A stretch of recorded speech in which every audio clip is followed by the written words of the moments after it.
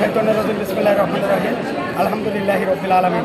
হে আল্লাহ পরওয়ারদিগার মাহবুব মাওলা, তুমি আমাদের শহীদ রাষ্ট্রপতি জিয়াউর রহমানকে মাফ করে দাও। তারেক রহমানকে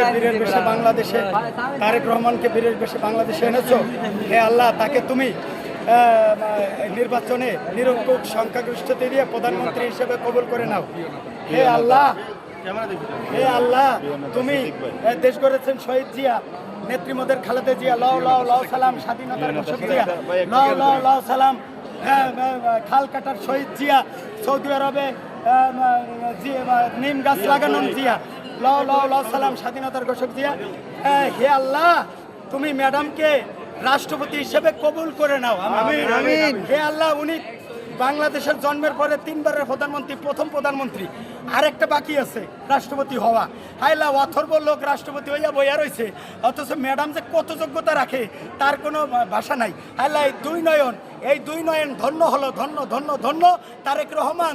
তুমি বড় ভাইয়া, তোমারে আমি সরাসরি দেখার জন্য বীরের বেশে চলে আসছে বাংলাদেশের তারেক রহমান। আল্লাহ, আমি যে কত আনন্দিত। এই আনন্দ যদি এই মোহাম্মদপুর, এই জিয়া উদ্যান, এই ঢাকা সিটি, দক্ষিণ এশিয়া, পৃথিবী, মধ্য এশিয়া, সব এশিয়া, সারা পৃথিবী, মঙ্গল গ্রহ, ইউরেনাস, নেপচুন, প্লুটো, বুধ, শুক্র, মঙ্গল, বৃহস্পতি সব জায়গায় ভাগ করে দেই। এত আনন্দ, আর এই আনন্দ শেষ হবে না।